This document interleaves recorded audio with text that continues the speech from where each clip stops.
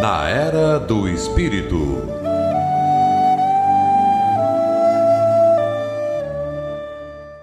Caros irmãos, ouvintes da Rádio Guarujá, o nosso muito bom dia, com os votos de muita paz. Trazemos nessa manhã, para a reflexão, o tema O Suicídio é Loucura, tema esse encontrado no Evangelho segundo o Espiritismo, capítulo 5, itens de 14 a 17. O tema ele é propositivo e ele é muito importante, de tal forma que ele também está alinhado com o mês de setembro, né? Já que nós temos no nosso país uma campanha intitulada Setembro Amarelo, então ele é propício a isso, mas não somente a essa questão, nós temos também no livro No Rumo do Mundo de Regeneração, uma mensagem do Dr. Bezerra de Menezes, que está transcrita nas páginas de 96 até 101, em que a gente aproveita o momento para citar rapidamente ideias chaves dessa mensagem, que ele diz assim: é hora grave e santa, a dor do próximo é nossa também. Objetivaremos evitar suicídios diretos ou não, acalmar as ansiedades, estimular a confiança irrestrita no Senhor.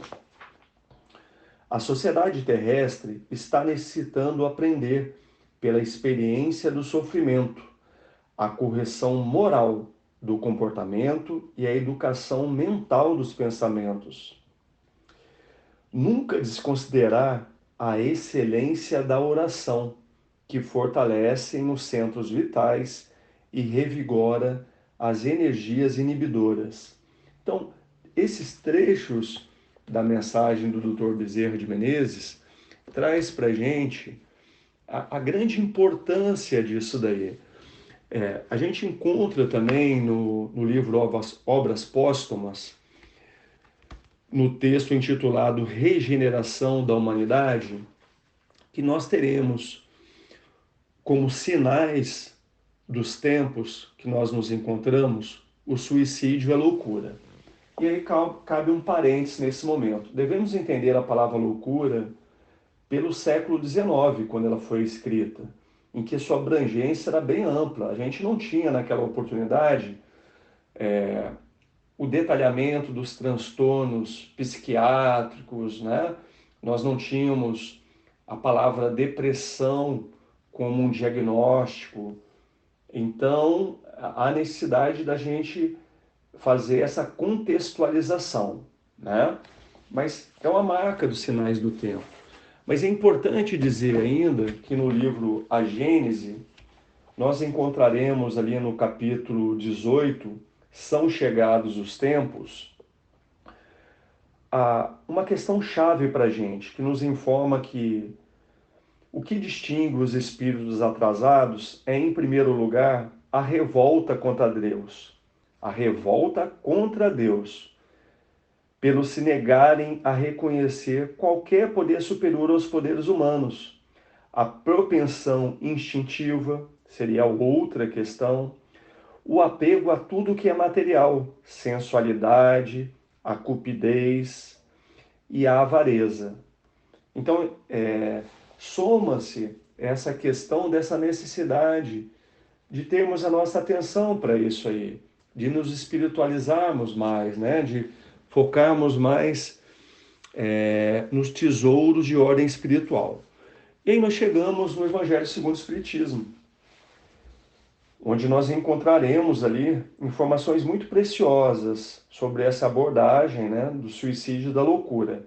E eles iniciam no item 14 da seguinte forma: a calma e a resignação, auridas da maneira de considerar a vida terrestre e da confiança no futuro, dão ao espírito uma serenidade, que é o melhor preservativo contra a loucura e o suicídio.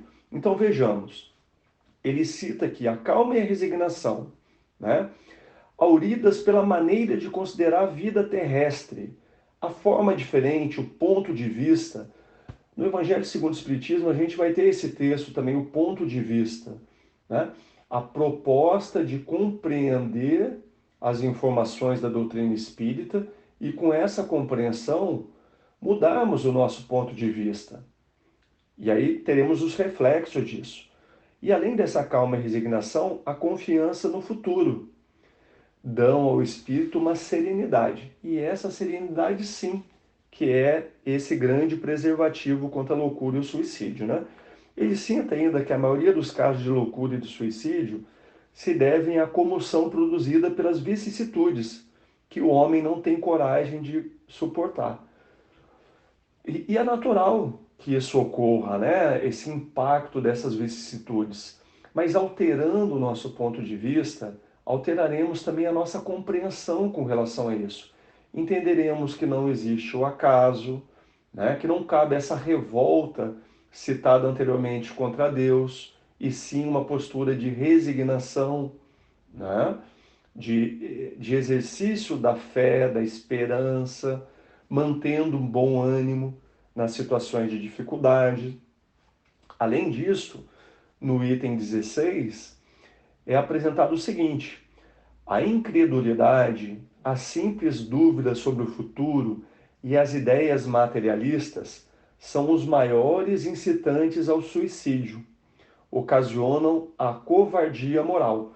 E aí ele entra com a questão dos homens da ciência, que procuram comprovar que não existe nada além da morte. Esses irmãos equivocados, eles também serão responsabilizados pela forma que estão agindo, né? Como todos nós.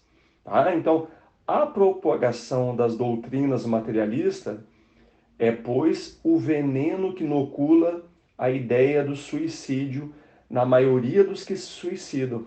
A importância de nós combatermos veementemente essas ideias materialistas. No item 17, ele complementa o seguinte: o Espiritismo apresenta-nos os próprios suicidas a nos informar sobre suas situações. Bom, e aí nós podemos consultar o céu e o inferno, né? No capítulo 5, intitulado Suicidas. Nós veremos que são situações específicas, pontuais, cada qual com um resultado, né? Com uma determinada percepção. Então, essas leis divinas que são imutáveis, elas não permitem equívocos. E é tudo de uma forma avaliado de uma forma muito individualizada. Cada caso é um caso específico.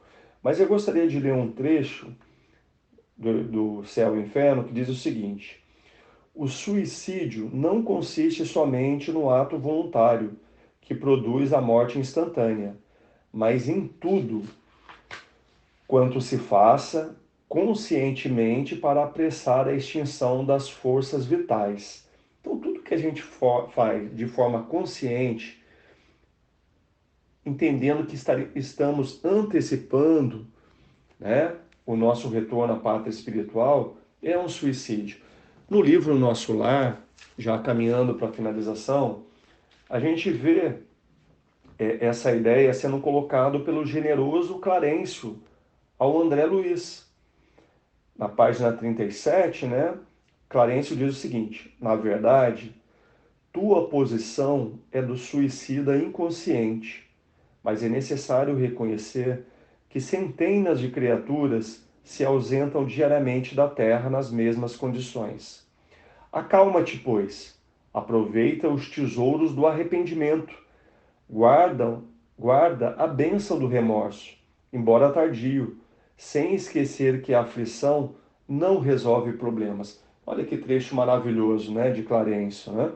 Trazendo a questão da importância da gente se acalmar, do arrependimento, né? Da gente entender que nenhum tipo de aflição vai resolver os nossos problemas, né?